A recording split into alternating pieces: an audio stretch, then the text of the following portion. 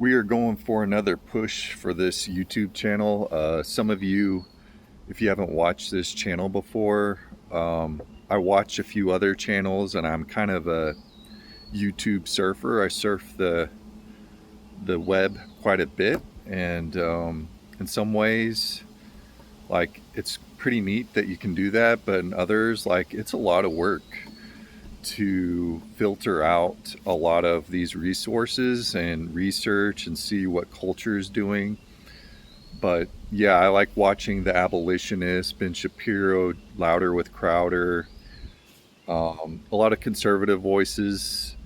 But at the same time, a lot of conservatives are at war with each other, like Candace Owens and against the Kirk family. I don't follow that completely, but I'm a big fan of Charlie Kirk, and I have some of the similar beliefs that he does. And I'm also not a safe space. So I noticed a trend lately. This has been in my mind for quite a few years now, but I'm not a safe space. And we have seen for the last many years what that means to be a safe space. The LGBTQ likes to use that, feminists like to use that. It's like a stronghold in our society where they push ungodly narratives on our nation. And I'm here to combat that, to fight that war. And if you want to join me in that war, you can. And subscribe. I need your support. I need your prayers. And I've been fighting. I think most of us have been fighting this in some respect for most of our lives, if we know it or not. And in some respect, God is not a safe space. He is in some ways he's not, but he loves you so much that he does not want you to continue in a destructive behavior or keep going down a certain direction. And I believe God has called me to be a man who challenges people to follow after him and honor his word and honor his ways. So I'm here to empower, to burn the chaff and purge the dross from your faith. And I think that's God's mission and purpose for all of us once we're saved.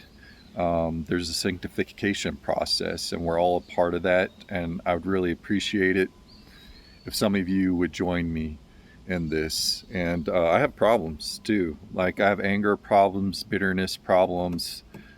As I get older, I've become a lot less patient with certain things, and I have a short fuse.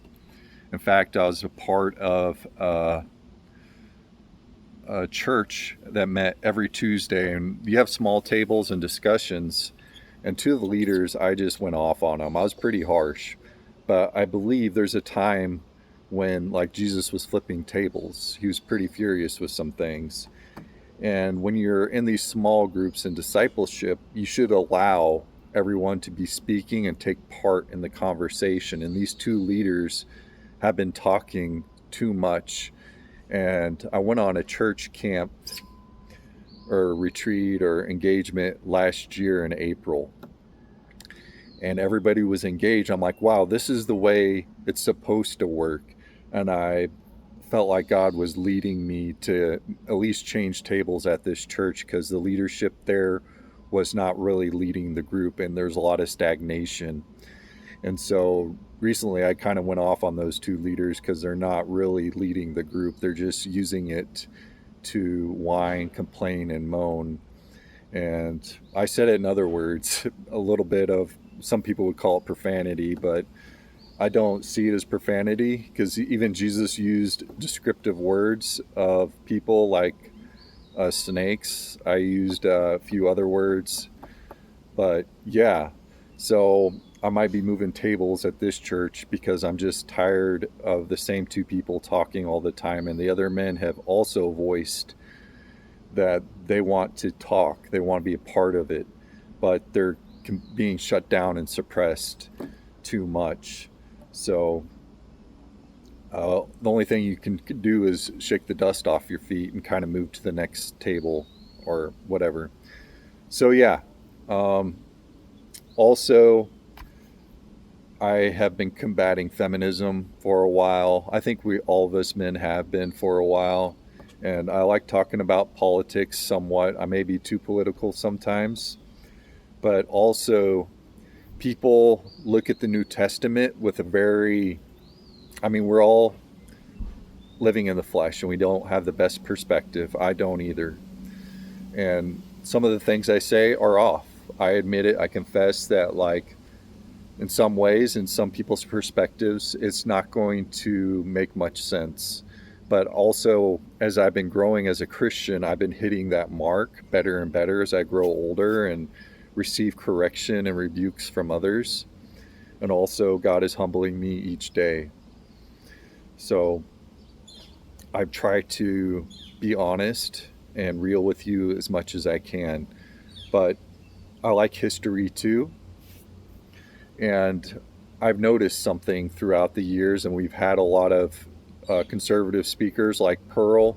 She's a podcaster. I like listening to her sometimes. She has a lot of good insight, but she doesn't think women should be able to vote.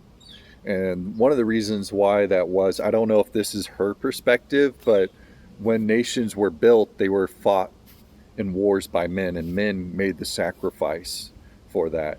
And in the same way, I think women should be more than willing to have children and be willing to sacrifice themselves to have children and to like grow a nation. And instead, right now, we have the opposite, where people are so self-centered, they want to sacrifice everyone and everything around them just to promote themselves. And as a Christian, one of the marks of an honorable man is his willingness to lay down his life for his friends, not to kill them, not to, I don't know what the right word is, but to put oneself over everyone. And it gets kind of old. And we have a lot of leaders, even from the 60s. It's all about me, it's all about my perspective. It's all about my will, when it's supposed to be about obeying and doing God's will and bringing him glory and honor and praise. So that is the mission. That is my calling for all of you. That is my challenge to you. So, yeah, and I like to talk about, well, imagine a time when women didn't have to vote. They were happy in some respect, right? So, like, I'm not the expert on some of these things, but did you know there was a world before that women didn't vote and some of them were happy, right? So we've really pressed in to what I call unconditional love. I kind of made a YouTube video about it earlier and how feminism has been destroying our nation. And there's no honor, there's no glory in our nation in some respect, because women have been propped up as gods or rulers, and that will all pass. We see in Isaiah of God's judgments and sweeps of justice across the world in certain nations, and I think the pendulum is swinging the other way, and we're already seeing that already with Trump and Pete Hegseth. So yeah, and I'm also learning how to navigate the YouTube channel. I hope I can get 1,000 subscribers maybe this year. I mean, I could hope for anything. It would be nice if I had 10 million, so I don't know what God is doing completely. And I've been to a lot of churches. I've seen extreme charismatics and, just some crazy shows. It's just a show for them to make money. And then I've seen the other extreme where, like, it's all knowledge based and there's no relationship with God. Like, they've divorced the idea of the Holy Spirit inspiring us and speaking to our hearts. And I don't want to be on any of those two extremes, right? Because there are such things as extreme charismatics that are pushing things that God does not want us to follow. So yeah, I hope I've mentioned everything. I'm trying to keep my YouTube videos pretty short. And yeah, I really appreciate your prayers and support. And I need to be a part of something to be successful.